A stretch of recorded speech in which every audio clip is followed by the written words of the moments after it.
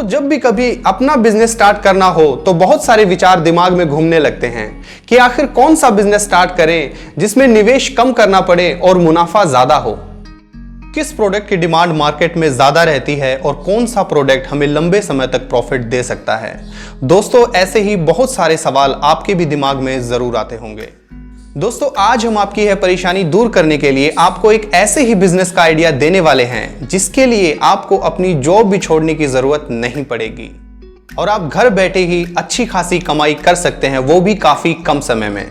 तो हेलो दोस्तों, स्वागत है आप सभी का एक बार फिर से आपके अपने YouTube चैनल पर जिसका नाम है साइंस मैनिक। दोस्तों, भारत में तुलसी के पौधे का आध्यात्मिक महत्व प्राचीन समय से ही रहा है। आप सभी ने भी अपने अपने घरों में यह पौधा जरूर लगाया होगा, लेकिन क्या आप जानते हैं कि यह पौधा आपकी कमाई का साधन भी बन सकता है, वो भी लाखों में। नहीं समझे? चलिए मैं आपको समझाता हूं। दोस्तों, आप तुलसी के पौधे का बिजनेस करके लाखों रुपए का मुनाफा कमा सकते हैं। इतना ही नहीं दोस्तों, खास बात तो ये है कि इसमें आपको बहुत ज्यादा निवेश करने की जरूरत भी नहीं है। तो इस बिजनेस को शुरू करने से पहले जानते हैं इस बिजनेस के महत्व के बारे में, यानी गुणों की खान तुलसी के बारे में। दोस्तों, तुलसी के पौधे का विशेष औषधीय महत्व है। इस पौधे की जड़ें, तना व पत्ती सहित सारे ही भाग बहुत उपयोगी होते हैं। इसी वजह से इस पौधे की डिमांड दिन पे दिन बढ़ रही है। आजकल के समय में भी तुलसी के पौधे का प्रयोग घरेलू नुस्खों में तो होता ही है, साथ ही साथ आयुर्वेद दवाइयों में, यूनानी, होम्योपैथी तथा एलोपैथी की भी दवाइयों में तुलसी का अत्यधिक उपयोग किया जाता है। दोस्तों, आप सब ने नानी और दादी का बनाया हुआ तुलसी का काढ़ा तो जरूर पिया होगा। तुलसी के सेवन से न सिर्फ रोग प्रतिरोधक क्षमता यानी इम्यूनिटी पावर बढ़ती है, बल्कि यह शरीर को बैक्टीरिया तथा वायरल के इन्फेक्शन से भी बचाता है। यही वजह है कि नानी दादी का बनाया हुआ काढ़ा किसी जादू की तरह काम करता है और सर्दी खांसी को चुटकियों में दूर कर देता है। दोस्तों, अब बात करते हैं इस बिजनेस की लागत और मुनाफे की, यानी इन्वेस्ट एंड प्रॉफिट। दोस्तों, जैसा कि हमने अभी कहा कि तुलसी की खेती फायदे का सौदा है, वह इसलिए क्योंकि तुलसी की खेती करने के लिए आपको बहुत ज्यादा पूंजी लगाने की आवश्यकता नहीं पड़ेगी और न ही बहुत विस्तृत भूमि में इसकी खेती करने की आवश्यकता पड़ेगी।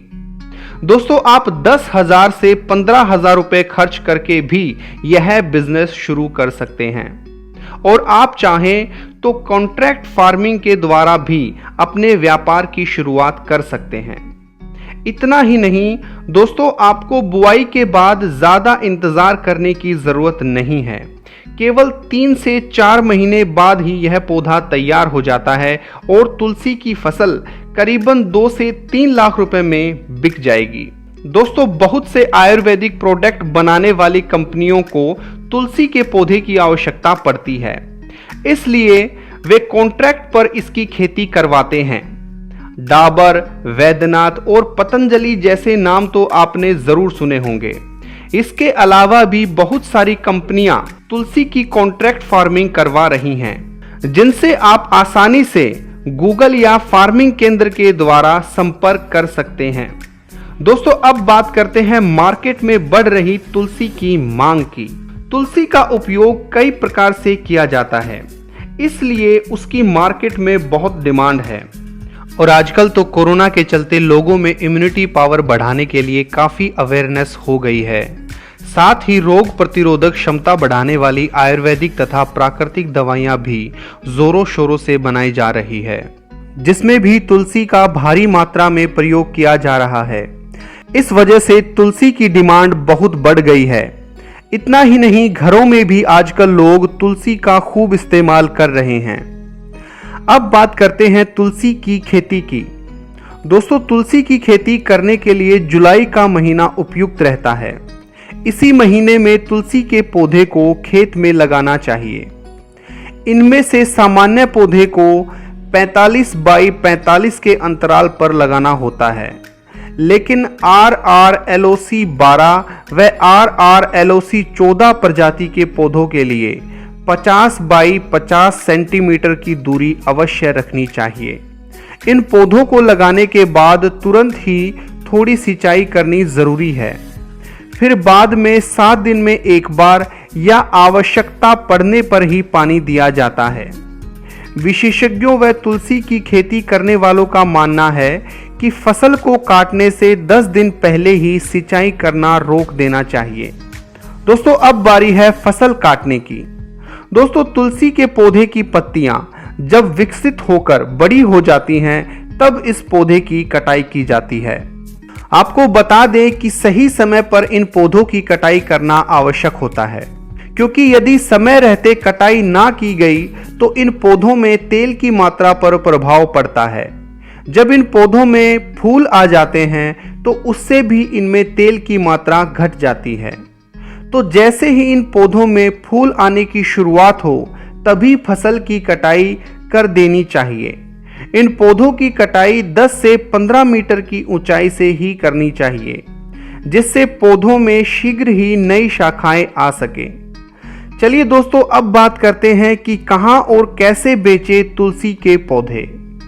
दोस्तों आप चाहें तो मंडी के एजेंट से संपर्क करके अपनी तुलसी की फसल की कटाई होने के बाद उन्हें अपने पौधे बेच सकते हैं, और आप चाहें तो सीधा मंडी में जाकर और वहां ग्राहकों को कांटेक्ट करके भी इन पौधों को बेच सकते हैं।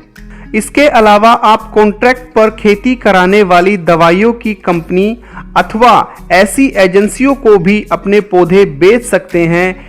इस तरह की कंपनियों को तुलसी की डिमांड ज़्यादा रहती है, इसलिए आपको बेचने में दिक्कत नहीं आएगी। तो दोस्तों देर किस बात की, जल्दी से अपनी लोकल मार्केट स्टडी कर शुरू कीजिए अपना खुद का बिजनेस, और हमें लाइक कमेंट्स के जरिए बताएं कि आपको ये वीडियो कैसी लगी। तब तक हंसते रहिए, स्वस्थ रहिए और बने रहिए आपके अपने YouTube चैनल पर जिसका नाम है साइंस मैनिक। और अंत में आज का मैनिक सवाल। दोस्तों आपको बताना है सिंचाई यानी पानी की आवश्यकता सबसे ज्यादा कौन सी फसल में पड़ती है। आपके ऑप्शंस हैं नंबर 1 गेहूं, नंबर 2 चावल, नंबर 3 मक्का। अपने जवाब कमेंट्स बॉक्स में डाल सकते हैं।